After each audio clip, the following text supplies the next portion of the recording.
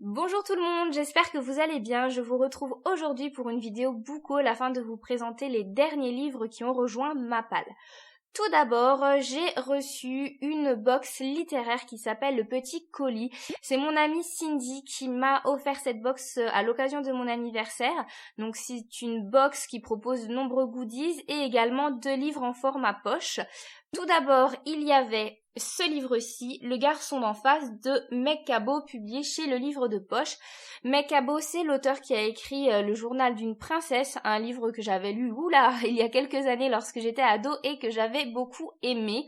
Là, nous avons un livre qui est plus grand ado, jeune adulte, je dirais, au niveau du public visé.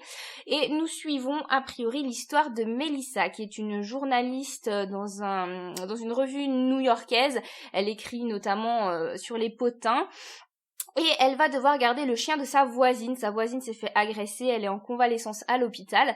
Donc Mélissa garde son chien, mais elle se retrouve vite débordée un petit peu par les événements et elle va demander l'aide du neveu de sa voisine pour garder le chien. Sauf que visiblement, au bout d'un moment, le neveu ne peut plus l'aider et il va être remplacé par un ami qui s'avère être le pire ennemi de Mélissa, donc un jeune homme qui écrit également dans les revues un peu potins et qui est donc son meilleur ennemi, on va dire, dans sa vie professionnelle.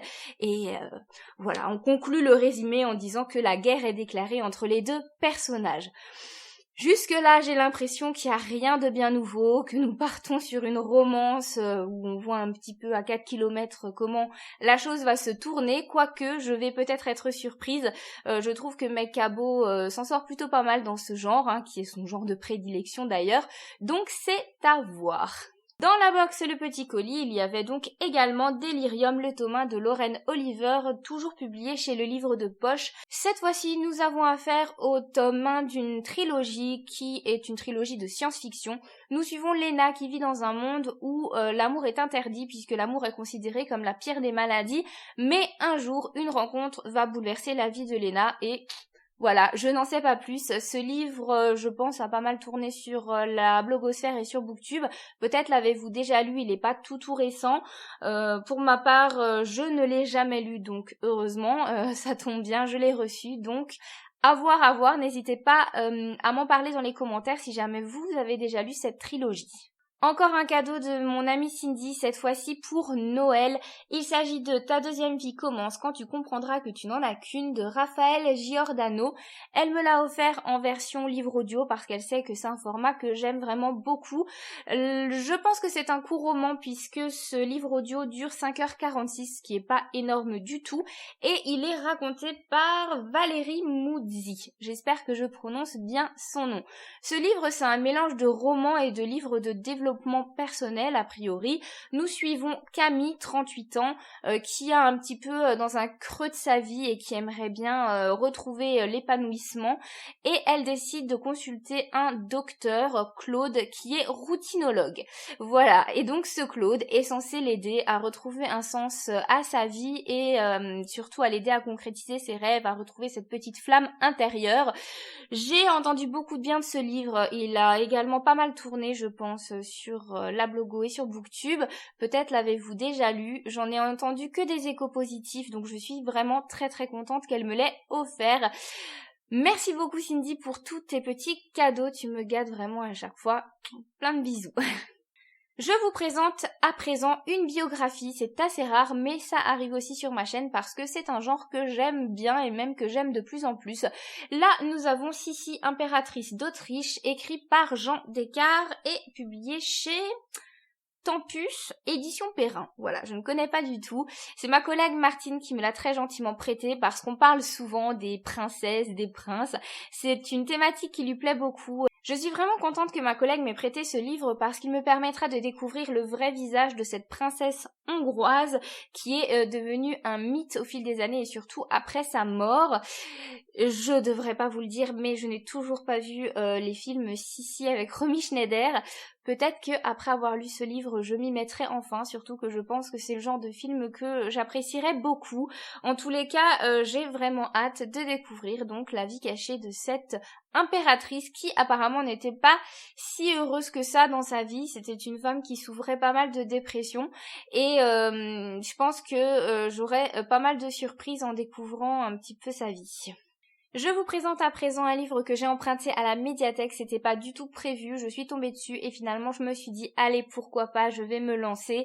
Je pense que ce livre, je n'ai même pas besoin de vous le présenter parce que tout le monde le connaît maintenant. Donc il s'agit de Outlander, le tome 1, le Chardon et le Tartan, écrit par Diana Gabaldon et publié chez J'ai lu. Un livre donc qui a été adapté en série télé. C'est un livre qui est pas tout récent en fait et qui a été un peu remis sur le devant de la scène grâce à la série. Je n'ai pas regardé la série personnellement, je crois que sinon j'aurais pas lu le livre de toute façon, puisque je n'aime pas lire le livre alors que je connais déjà l'histoire.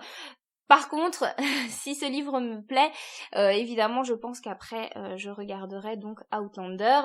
Je pense que ce livre me plaira. Pour être tout à fait honnête avec vous, il s'agit de ma lecture en cours et j'en suis quasiment à la moitié et j'aime vraiment beaucoup, même si là, je trouve que vers la moitié, il commence à y avoir des petites longueurs et j'ai hâte que l'action redémarre. Bref. Pour le petit speech, nous suivons Claire à la fin de la Seconde Guerre mondiale.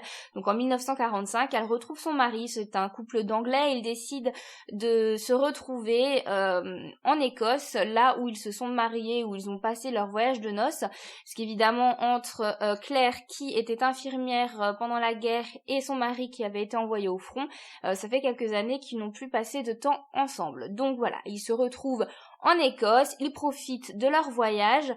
Et il va se passer un événement un petit peu surnaturel puisque au détour d'un chemin, ils vont trouver un menhir.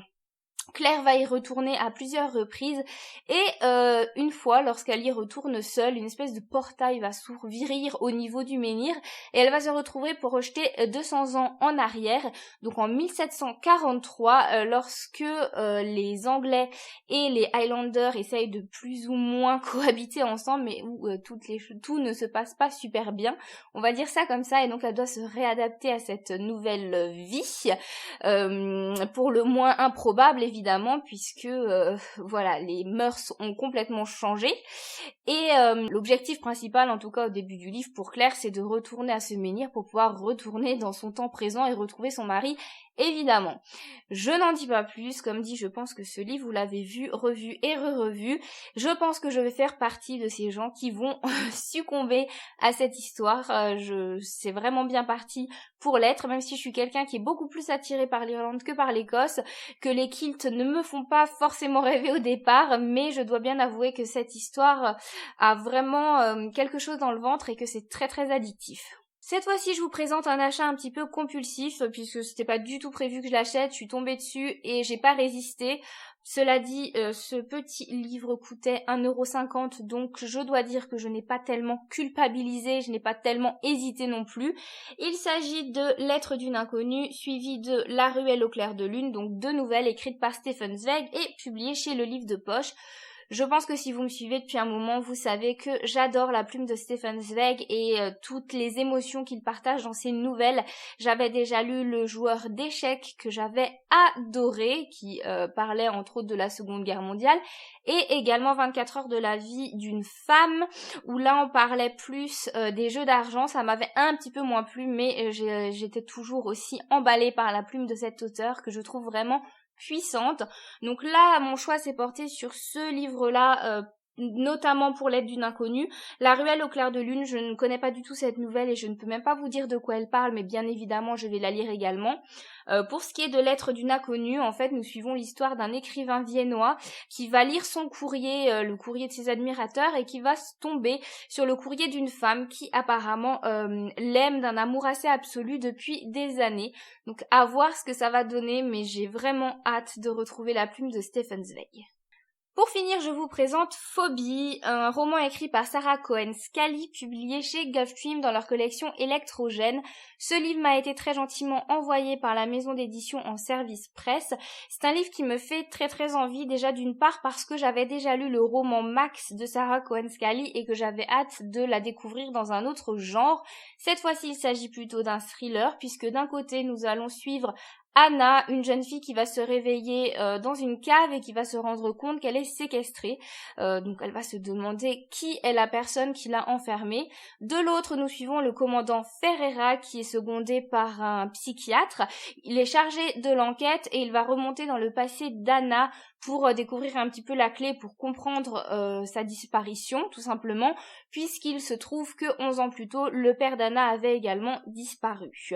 Je n'en sais pas beaucoup plus, mais je dois dire que j'ai plutôt hâte de découvrir cette histoire qui m'a l'air très haletante, très pleine de pression en fait, et je suis rarement déçue avec les livres de cette collection que j'aime vraiment beaucoup.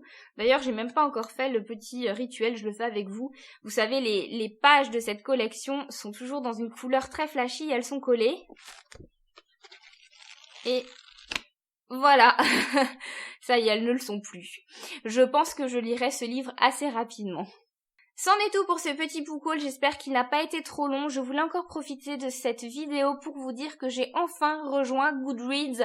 Voilà, Goodreads, ça fait des années que ça existe, que tout le monde connaît, je n'étais toujours pas dessus et cette année j'ai franchi le pas, je me suis créé mon compte et je me suis créé le petit fameux challenge. Donc j'ai mis que j'espérais atteindre l'objectif de 50 livres lus cette année. On verra bien ce que ça donne, on fait ça sans aucune pression. Donc n'hésitez pas à me rejoindre là-bas si jamais vous avez aussi un compte Goodreads, je vous mettrai le lien en barre d'infos. Je vous fais plein de gros bisous et je vous dis à très bientôt pour une prochaine vidéo. Bye bye!